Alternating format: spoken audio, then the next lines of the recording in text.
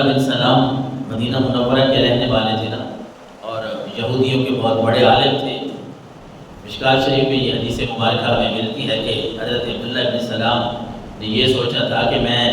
وہ آئیں گے جو اپنے آپ کو نبی کہتے ہیں، تو میں ان سے سوال کروں گا، ان پہ بہت سارے اعتراضات کروں گا۔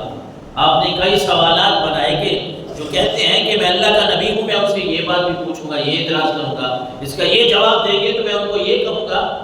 لیکن حضرت عبداللہ بن سلام کہتے ہیں، اپنے ایمان کا واقعہ بتاتے ہیں کہ مدینہ منورہ میں ایسی بہاریں آئیں نا، پھر ایسی بہاریں آئیں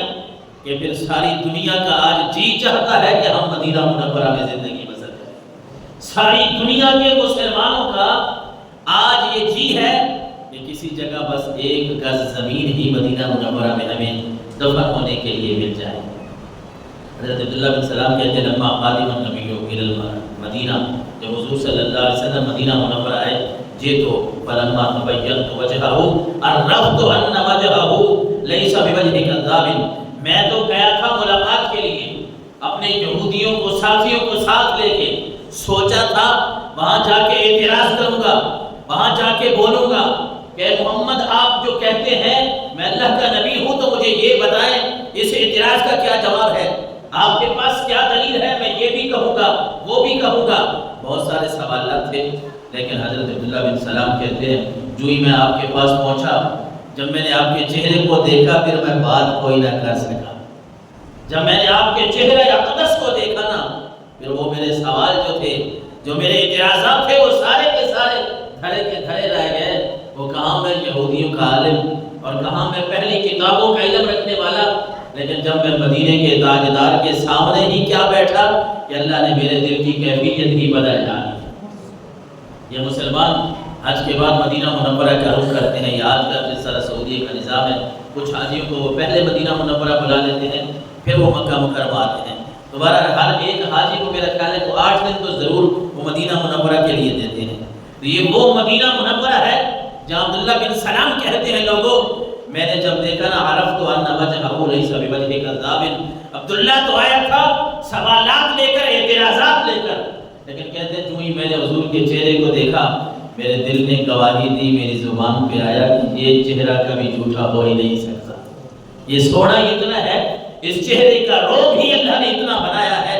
اس چہرے پہ رب نے خوبصورتی اتنی سجائی ہے کہ یہ کسی اور آدمی کا چہرہ نہیں ہو سکتا، یہی اللہ کے پکے اور سچے رسول ہیں۔ کہتے ہیں جب میں نے پھر آگے تربیت کی بات بھی بتائی، تو اپنے ایمان کا واقعہ بتایا کہ یعنی میں نے آپ صلی اللہ علیہ وسلم کو دیکھ کے میرا دل جو ہے وہ بدل گیا، میں کلمہ پڑھ کے مسلمان ہو گیا، شہادت دی، گواہی دے دی اللہ اور اس کے رسول کی، اللہ کی توحید کی، نبی کی نبوت اور رسالت کی۔ اور ساتھ کہتے ہیں جو میں نے سرکار دو عالم صلی اللہ علیہ وسلم سے جو جملے میں نے پہلے سنے نا، وہ بھی بڑے کام کے ہیں کہ حضور فرما رہے تھے، ایھا الناس افشوا السلام وَأَطْعِمُوا الطَّعَامَ وَاصِلُوا الْأَرْحَامَ وَصَلُّوا بِاللَّيْلِ وَالنَّاسُ نِيَامٌ۔ کہتے ہیں حضور کی یہ چند باتیں جو پہلے میں نے سنی نا، میرے دل پہ انہوں نے ایسا اثر کیا کہ میں چاہتا ہوں کاش کہ آج کا مسلمان اگر ان باتوں پہ عمل کر لے تو اللہ کے نبی اس بارے میں کیا فرما رہے ہیں۔ کہتے ہیں میں نے حضور سے سب سے پہلے یہ بات سنی تھی، آپ لوگوں کو فرما رہے تھے کہ لوگوں سلام پھیلاؤ، سلام، السلام علیکم کو عام کرو، ایک دوسرے کو سلام کیا کرو۔ کہتے ہیں میں نے دوسری، کیونکہ سلام یہ دعائیہ جملہ ہے نا، دعا ہے مسلمان کو، آپ دعا دے رہے ہیں السلام علیکم، آپ اسے کہہ رہے ہیں کہ آپ پہ سلامتیاں نازل ہوں، تم سلامت رہو، یہ دعائیہ جملہ ہے، اس کو کبھی بھی چھوڑنا نہیں چاہیے۔ بلکہ ایسا دعائیہ جملہ ہے کہ یہ کسی اور کا نہیں، یہ تو فرشتوں کا جملہ ہے۔ فرشتے جنت میں ایک دوسرے کو یہ سلام کرتے تھے ان الفاظ کے ساتھ جو ہمیں اللہ نے عطا فرمایا۔ پھر اللہ تعالیٰ نے یہ حضرت آدم علیہ السلام اور پھر اپنے نبیوں کو، حضرت محمد مصطفیٰ صلی اللہ علیہ وسلم کو یہ سکھایا کہ آپ اپنی امت کو بتا دیں کہ اسی سلام کو پھیلائیں، اس میں ان کی سلامتی ہے۔ تو میں نے حضور سے سلام کے بارے میں سنا، پہلا کلام جو آپ کا تھا، میں نے جو سنا، حضرت عبداللہ کہتے ہیں وہ یہی تھا کہ آپ فرما رہے تھے لوگوں سلام پھیلاؤ، اور دوسرا آپ فرما رہے تھے وَأَطْعِمُوا الطَّعَامَ، جو حاجت مند ہیں ان کو کھانا کھلاؤ، لوگوں کو کھانا کھلاؤ، اس میں بڑی فضیلت ہے۔ لوگوں کا خیال رکھو، اپنے رشتہ داروں کو سنبھالو، اپنے پڑوسیوں کو، اپنے محلے داروں کو، کہیں یہ نہ ہو کہ میں اپنا پیٹ بھر کے سو جاؤں، آپ اپنا پیٹ بھر کے سو جائیں، ہمارے رشتہ داروں میں کوئی ایسے ہوں جو بلک رہے ہوں، ہمارے محلے میں ہمارے پڑوسی، ہمارے کوئی ایسے لوگ جن کو بڑی ضرورت ہو، ان کو کھانے کی ضرورت ہے، کوئی بیمار ہے اس کو دوائی کی ضرورت ہے، وہ کسی لحاظ سے بھی محتاج ہے، لیکن میں لاکھوں کروڑوں اگر کما رہا ہوں اپنے پیٹ کی پوجا کر کے سو جاؤں، دین اسلام کا مزاج یہ نہیں ہے۔ اس لیے اللہ کے نبی اپنے مسلمان صحابہ کو سنا رہے ہیں، انہیں بتا رہے ہیں کہ لوگوں کھانا کھلاؤ، اس میں تمہارے لیے اللہ نے بڑی برکت رکھی ہے، جو محتاج لوگ ہیں ان کا خیال رکھو۔ اور تیسری بات آپ فرما رہے تھے، حضرت عبداللہ کہتے ہیں میں نے جو آپ صلی اللہ علیہ وسلم سے ابتداءً جو کلام سنا نا، تیسری بات تھی واصل الارحام، کہ اپنے رشتہ داریاں جوڑ کے رکھو، اپنے رشتہ داروں کو جوڑ کے رکھو، اپنے رشتے ناطے توڑو نہیں۔ سخت سزا ہے اس بات میں۔ اللہ کے نبی نے فرمایا جو رشتے کو توڑنے والا ہے، قطع کرنے والا ہے، وہ کبھی جنت میں داخل نہیں ہوگا، جنت میں نہیں جائے گا۔ اور پھر اس کے بعد اللہ کے نبی فرما رہے تھے، حضرت عبداللہ بن سلام کہتے ہیں چوتھی بات میں نے جو ابتداءً شروع سے اللہ کے نبی سے سنی وہ یہ تھی کہ آپ فرما رہے تھے وَصَلُّوا بِاللَّيْلِ وَالنَّاسُ نِيَامٌ،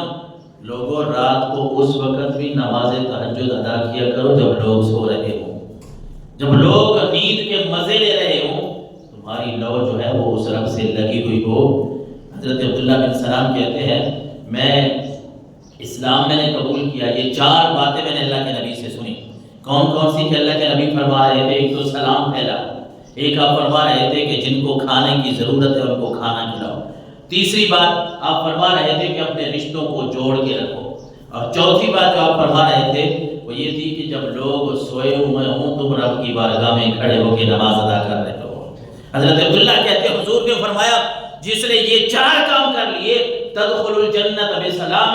اللہ اس کو سلامتی کے ساتھ جنت میں داخلہ نصیب فرما دے گا۔ یہ 4 کام کوئی اتنے مشکل شاید نہیں ہے، توجہ کرنے والی بات ہے کہ اگر ہمارے فرائض پورے ہیں، واجبات پورے ہیں، ہم فرض نمازیں 5 پڑھ رہے ہیں، ہمارے اخلاق اچھے ہیں، ہم اپنے اخلاق کو سنوار رہے ہیں، ہمارے اخلاق اچھے ہیں، ہمارے باقی معاملات اگر ٹھیک ہیں، تو پھر یہ آسان سے 4 کام کر لیجئے کہ سلام کو پھیلائیے، السلام علیکم، مسلمانوں میں سلام جو ہے اس کو عام کیجئے، جو محتاج ہے اپنی طاقت کے مطابق ان کو کھانا کھلائیے اور اپنے رشتوں کو جوڑ کے رکھیے۔ اور چوتھی بات یہ ہے کہ اللہ کے نبی نے فرمایا تم تہجد کی نماز رب کے سامنے اس وقت ادا کر رہے ہو جب لوگ سو رہے ہوں، حضور نے فرمایا تدخل الجنت بسلام، رب تمہیں سلامتی کے ساتھ جنت میں داخلہ نصیب